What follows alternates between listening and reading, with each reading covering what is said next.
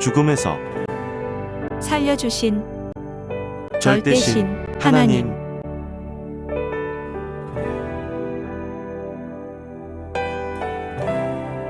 죽음에서 살려주신 하나님, 성령님, 성자와 예수님께 감사드립니다.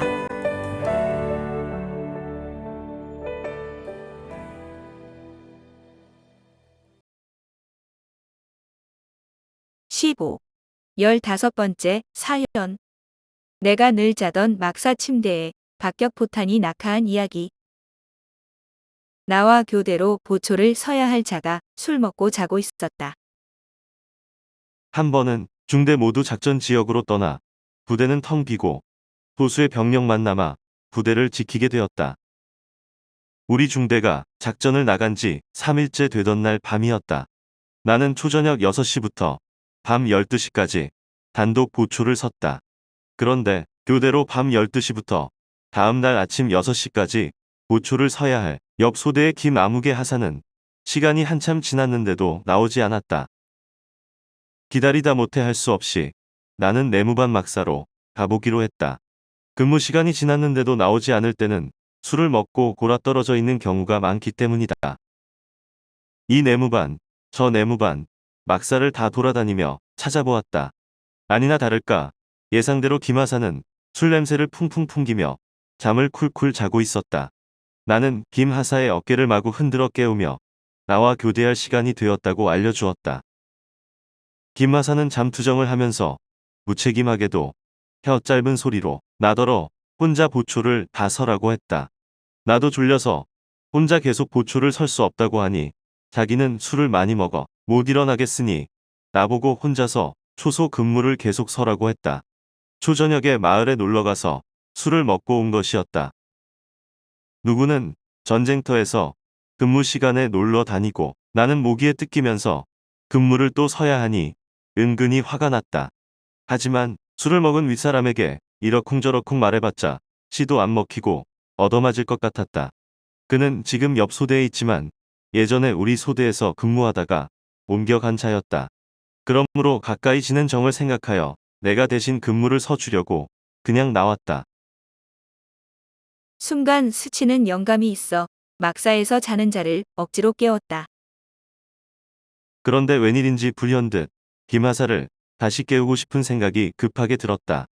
나는 예사롭게 생각하지 않고 막사로 다시 돌아가 보았다. 그때 그는 코를 골며 여전히 쿨쿨 잠을 자고 있었다. 저렇게 곤하게 자는 사람을 깨워서 근무를 서게 한다면 제대로 설까 걱정되기도 했다. 또다시 깨우자니 내 입장이 참 곤란했다. 그가 자고 있는 내 옆 침대에 앉아서 어떤 방법으로 깨울 것인가 곰곰이 생각을 해봐도 술 먹은 사람들의 성질을 잘 알기 때문에 또 깨우면 나를 때릴 것만 같아서 깨울 수가 없었다. 그럴지라도 그 순간 급히 스치는 영감이 있어 나는 답답하고 조급한 마음에 그를 또 흔들어 깨웠다. 아니나 다를까 김하사는 소리를 지르고 심통을 부리며 일어났다. 입에서는 술 냄새를 풍풍 풍겼고 그의 얼굴은 술에 취해 벌겠다. 김하사는 화를 참느라 담배를 꺼내더니 나를 보고 성냥 가져와 했다. 성냥을 찾아다 주었더니 담뱃불을 그어 붙이고 쭉쭉 빨아댔다. 그는 나에게 윗사람을 위해서 아랫사람이 그까짓 근무 몇 시간을 대신 못 써주느냐고 성질을 내며 짜증을 부렸다. 나중에는 화가 나서 나를 팔꿈치로 때리며 쥐어박기까지 했다. 나는 그에게 말하기를 피곤하여 졸지라도 혼자 보초를 서려고 마음먹었는데 나가다가 도저히 마음이 내키지 않아 다시 왔다고 했다. 아무래도 오늘 저녁에 무슨 일이 생길 것 같은 예감이 든다고 말하며 어서 초소로 같이 가자고 했다. 그는 다시 내 말을 듣고 야 임마, 예감이고 지랄이고 내가 이 지경인데 어떻게 근무를 서겠냐 하며 혀 짧은 소리를 했다. 나도 참 이상하다고 생각했다. 다른 때 같으면 그는 나보다 계급이 높은 하사니까 나 혼자 보초를 서고 말 것인데 이날은 자꾸 그를 초소로 데리고 가고 싶었다. 그는 계속 짜증을 내며 내일 밤은 내가 다 설 테니 오늘 밤만 혼자 가서 서라. 알겠지? 하며 다시 벌러덩 침대에 누워버렸다. 아이고 이제 영 글렀구나. 했다. 하지만 나는 그때 그의 손을 덜컥 잡아 당기면서 오늘 밤만 나와 같이 초소에 나가자고 다시 말했다. 그러면 내일 모레까지 내가 몽땅 근무를 서겠다고 했다. 허리를 부축하며 잡아당기니 술주정하며 못 이기는 척. 결국 그는 자리에서 일어나 앉았다. 나도 잠을 자지 않고 술 먹은 자가 초소 근무하는데 동행하기로 했다. 김하사는 나를 보고 정말 못 말리겠다고 했다. 나는 웃으면서 날이 셀 때까지 내가 보초를 설 테니 잠을 자더라도 초소에 가서 자라고 살살 구슬려 달랬다. 그랬더니 김하사는 야, 잔소리하지 마. 그렇게도 하기 싫으면 내가 간다. 하고 마지못해 일어나 철모를 쓰고 총을 들고 허리에 탄띠를 차고 비틀거리며 내무반 막사를 걸어 나왔다. 그리고 하는 말이 이왕 잠이 깼으니 혼자 보초를 설 테니까 너는 들어가 자라. 했다. 안 그래도 근무를 서고 들어와서 졸려 죽겠는데 말이라도 고마웠다. 그런데 생각해보니 시간이 흐르면 술이 깨기는 하겠지만 그런 꼴로 근무를 선다는 것도 마음이 놓이지 않았다. 나는 이렇게 하고 나가서 무슨 근무를 서겠어요? 내가 같이 갈게요. 했다. 그런데 김하사는 기어이 자기를 내보낸다고 화가 나서 이왕에 나왔으니 혼자 근무 서겠다. 너는 들어가. 하고 나를 떠밀어 버렸다. 순간 나는 잘 됐다. 잠이나 자자 하는 생각도 했으나 조금 전에 그를 나오게 하려고 오늘 밤 내가 대신 보초를 설 테니 자더라도 초소 벙커에 가서 자라는 말까지 해놓고 사나이 대장부가 의리 없이 들어가서 자고 싶지 않았다. 또 이상하게 급한 마음이 생기고 김하사와 같이 가고 싶은 감동이 강하게 밀려왔다. 그래서 빨리 뛰어나가면서 나도 나온 김에 근무를 같이 서다가 정 졸리면 다시 돌아와 자겠습니다. 말하며 어서 비어있는 초소로 같이 가자고 했다. 술에 취해 고나여 골아떨어져 자던 자를 억지로 끌고 나오니 한편으로 너무 미안했다. 김하사는 나를 보고 같이 갈 거야. 초저녁부터 근무 서고 또 근무 서게 해서 미안하다. 했다. 그는 갑자기 이상하게 마음이 누그러져 나를 잘 대해 주었다. 그리고 내 손을 잡고는 비틀거리면서 걸었다. 그렇게 같이 내무반을 나오게 되었다. 막사에서 나와 10m쯤 걸었을 때 박격포탄이 날아와 터졌다. 내무반 막사는 적의 포탄을 막기 위해 모래마대로 두 겹을 씌워 놓았고 지붕은 슬레이트였다. 내무반 정문에서 10m쯤 걸어 나오는데 김하사가 내가 술을 먹었어도 오늘은 내가 근무 설 테니 너는 들어가라. 일어나니 갈만하다. 했다. 자기가 혼자 근무를 서겠다고 또 말하니 그럼 굳이 갈 필요가 없어서 초소까지만 바래다 주고 나는 내무반에 가서 자겠다고 했다. 이 같은 말을 주고받으며 김하사와 내가 몇 발자국 더 옮겨 막사에서 12에서 13m 가량 걸어 나왔다. 그 순간 왕! 고막이 찢어질 듯한 살인적인 포탄 터지는 소리가 나고 파편이 날아가는 굉음이 스치고 불꽃이 튀며 벼락친 것처럼 주변이 환해지더니 많은 물체가 하늘에서 우수수 떨어졌다. 우리는 포탄 터지는 소리에 으악, 적이다. 고함을 지르며 놀라 번개처럼 땅에 엎드려 버렸다. 귀가 멍멍하고 온몸에 파편을 맞은 것 같았다. 고막이 터졌는지 위잉 하는 소리만 계속 났다. 주위가 캄캄하여 몸에 파편을 맞았는지 확인할 겨를도 없었다. 너무 당황되고 가슴이 뛰었다. 순간 생각해보니 내무반을 둘러싼 모래 방호벽 안쪽 방금 우리가 빠져나온 내무반의 침대에 포탄이 날아와 터진 것이 분명했다. 아군 부대에 포탄이 터졌으니 분명 적들이 쏜 것이 틀림없었다. 소리를 들어보니 적어도 82mm 박격 포탄 같았다. 이때 강한 감동이 들면서 일어나 앞으로 뛰어가고 싶었다. 박격 포탄이다. 라고 말하며 어서 빨리 다른 곳으로 뛰자고 했다. 김하사는 상황이 벌어졌으니 내가 통솔할 테니 내 말을 들어. 했다. 나는 술에 만취된 자가 무슨 통솔이야. 내 말을 들어야지. 생각했다. 아군이나 적군이나 박격포 공격을 하면 한자리에 거리를 두고 연속적으로 몇 방씩 떨어뜨린다. 번뜩 이 영감이 와서 상황 판단을 하고 나는 엎드려 있던 김하사의 손을 움켜잡고 일으켜 15m 더 앞으로 다음 막사 뒤쪽을 향해 신속히 뛰어갔다. 이때 또 꽝! 포탄 터지는 소리가 가슴이 찢어지게 들리고 불빛이 환했다. 베트콩들이 또 포 공격을 한 것이었다.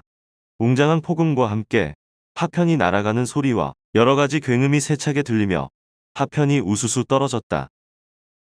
우리는 뛰어가다가 즉시 그 자리에 엎어졌다. 귀가 멍멍하고 찌잉 하는 소리만 났다. 아마 양쪽의 고막이 다 터진 것 같았다. 모래땅에 납작 엎드려서 순간 어이할 줄을 몰랐다. 정신이 가물가물하여 아무래도 이번에는 포탄 파편이 몸에 맞은 것 같았다.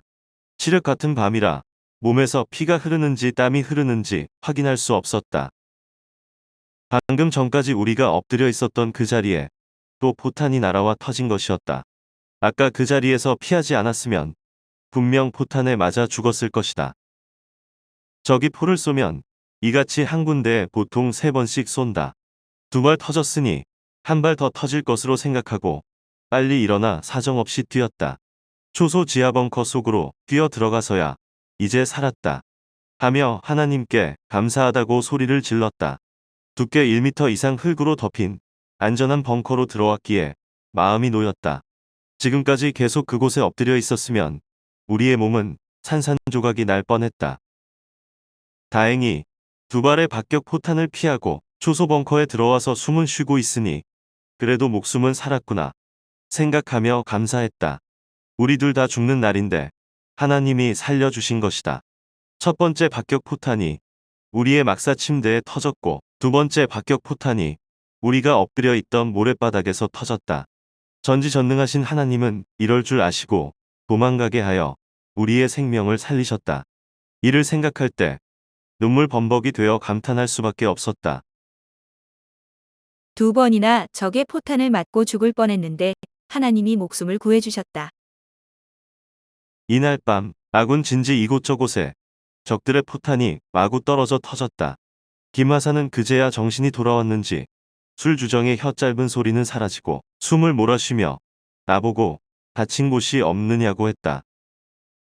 어두워서 어디가 다쳤는지 보이지도 않지만 나는 죽지 않고 살았으니 다친 것이 문제가 아니라고 했다. 바로 조금 전까지만 해도 술에 취해 혀 짧은 소리를 하던 그는 초긴장하여 나보다 더 정신이 멀쩡했다. 우리는 몸에 파편을 맞았는지 플래시를 밝히 비추며 서로 등을 확인해보고 온몸을 살펴보았지만 포탄 파편 하나 맞지 않았다. 다행히 피가 나는 곳도 없었다. 우리는 안도의 숨을 몰아쉬며 일단 죽음을 피하여 부사일생으로 살았다고 좋아했다. 2번이나 적의 포탄을 맞고 죽을 뻔한 밤이었다. 어느 때는 극한 어려움이 2번이나 거듭 오기도 한다. 이날 밤에도 적들이 쏜 첫 포탄은 김하사와 내가 내무반 막사에서 나오고 20초쯤 후에 바로 우리가 거처하는 막사 침대에 떨어졌고 그 후 20초쯤 지나 둘이 엎드려서 피했던 장소에 또 포탄이 떨어져 터졌다. 적들은 포 한 방을 쏘고 다시 흔들린 포를 바로잡고 조준선을 맞추어 바로 또 한 발을 쏜 것이다. 이를 미리 아신 전능자 하나님과 성령님은 내 마음을 번개처럼 감동시켜 판단하게 하고 피하게 하셨던 것이다. 잠시만 지체했어도 포탄에 맞아 산산조각이 나 죽을 몸이었는데 내 생명을 긍휼히 보시고 하룻밤에 2번이나 목숨을 구해주셨다. 하나님과 성령님의 행하심은 참으로 신기했다. 김하사가 술을 안 먹었으면 제 시간대로 근무를 서게 되니 근무 교대하고 내가 그 막사 침대에서 자다가 박격 포탄을 맞고 죽었을 것이다. 그래서 김하사에게 술을 먹게 하고 내게는 술 먹은 자를 끌고 나오게 하여 둘 다 살게 역사하신 것이었다. 서로 짜고 한 것 같이 신기하고 신비하게 역사하셔서 둘 다 살게 됐다. 김하사도 평소에 술을 잘 안 먹는데 그날 술을 먹었다고 그 후에 내게 말했다. 그는 나와 친하게 지냈던 하사였다. 하나님이 우리를 살려주셨다. 라고 김하사에게 말했더니 그도 맞다고 시인하였다. 그러면서 자기도 하나님을 믿겠다고 하였다. 참으로 절대신이 행하신 일이다. 사람으로서는 행할 수 없는 일이다. 반드시 내가 죽었든지 김하사가 죽었든지 둘 중 하나는 죽는 밤이었다. 하나님과 성령님이 이같이 감동시키면서 여건을 틀어 행하셨기에 모두 살았다. 1000번, 10,000번을 생각해봐도 사람이 어떻게 행할 수 없는 처지였다. 하나님과 성령님이 감동시켜 둘을 묶어 막사에서 나오게 하여 그날 밤 죽음의 세계에서 꺼내주신 것이다. 무소부재 삼위일체 하나님, 성령님, 성자는 절대신이시다. 그 절대신 하나님이 지금도 시대에 사명을 주고 말씀을 주어 새로운 역사를 펴게 하신다. 원망보다는 사랑으로 대해주고 행할 때 하나님은 더욱 역사하신다. 박격 포탄이 우리가 누웠던 침대에 꽂혀 터짐으로 인해 방호벽은 무너졌고 막사 안은 아수라장이 되었다. 그 침대에 들어 누워 있었으면 박격 포탄이 배를 뚫고 침대로 들어가 몸은 산산조각이나 흩어졌을 것이다. 생명을 죽음에서 살리신 자는 역시 전지전능하신 하나님이셨다. 김하사가 술을 먹음으로 인해 하나님은 내 상황이 달라지게 하여 살려주신 것이다. 내가 보초를 서고 나서 술 먹은 자가 다음 보초를 설 수 없어 내가 같이 근무하게 되므로 우리 둘 다 산 것이다. 이는 전능하신 하나님이 행하실 수 있는 방법이었다. 이 사연을 통해 볼 때 모든 것에는 우연이 없다. 하나님의 계획이다.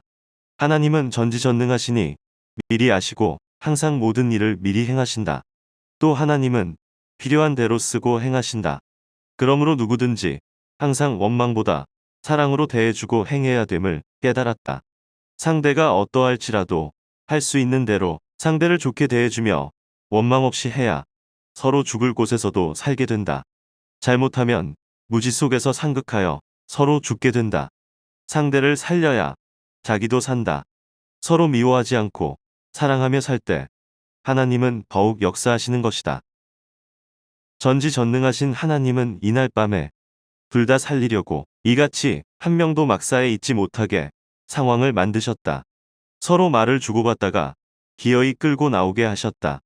막사에 있는 것을 견딜 수 없게 성령님은 감동시키셨고 하나님은 이같이 행하게 이끄신 것이다. 하나님이 행하신 일은 겪고 난 후에 확실히 알게 된다. 참으로 오묘하고 신기하고 신비하였다. 누가 이렇게 하나님이 행하신다는 것을 알 수 있겠느냐. 그 하나님은 지금도 그때그때 합당한 방법으로 죽음에서 구해주신다.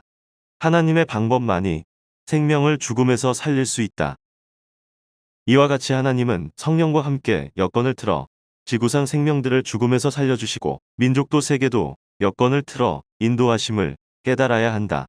나를 통해서 모든 사람들을 깨닫게 하고 모든 사람들이 죽을 고비에서 산 것을 통해서 하나님의 행하심을 깨닫게 하신다. 죽을 뻔했던 사건뿐만 아니라 사업하는 가운데 혹은 인생을 사는 동안 어려운 환난과 고통 중에서 이같이 해결해 주시는 하나님이심을 절실히 깨닫고 전지전능하신 하나님을 믿고 사랑하며 사는 것이 인생의 분복이다. 이를 깨닫고 대하는 자에게 하나님은 더욱 함께 하시고 앞으로도 죽음에서 더 살려주고 싶으실 것이다. 하룻밤에 두 번의 죽을 고비에서 산 것을 보면 하나님의 존재성을 더욱 확실히 알 수 있다. 내무반 막사 침대에서 죽을 고비 한 번, 초소로 가는 길에 죽을 고비 또 한 번, 이렇게 두 번이나 죽을 고비를 넘기게 해주셨다. 사람들은 신은 뭐 하냐고 말들 하지만 신은 생명을 살리는데 적극적이시고 자기를 믿고 사랑하는 자들을 잘되게 하는데 적극적이시고 영원한 세계에서 살도록 하는데 적극적이시다. 이를 절대 믿고 행해야 삼위의 존재성을 더욱 확실히 알게 되는 것이다. 이날 밤은 죽을 고비에서 나를 두 번 살려주신 밤이다. 침대에서 둘 다 1, 2분만 더 있었으면 박격 포탄을 맞고 죽었다. 또 막사에서 나와 걸어가다가 엎어진 자리에서 빨리 이동을 안 했으면 그 자리에서 둘 다 죽었다. 전지전능하신 하나님과 성령님과 성자, 절대신 삼위일체, 예수님과 같이 모든 방법을 총동원하여 나와 전우를 살려주셨다. 그리하여 하룻밤에 두 번의 죽을 고비에서 살게 된 것이다. 이 글을 쓰면서 이 일을 하나님이 하신 것이 확실하다고 말하니 그러하다 하셨다. 이래서 전지전능하신 하나님이시구나 하고 안 믿을 수가 없다. 내가 이 사실을 겪었으니 내가 쓰지 않으면 누가 쓰겠느냐. 모두 읽고 각자 처지는 다르지만 전능하신 하나님, 성령님, 성자가 죽음에서 살려주신 것을 절실히 깨닫기 바란다. 그리고 삼위를 사랑하며 믿고 살아서 육신도 잘 되고 영혼도 천국에 가서 영원히 살기를 바란다.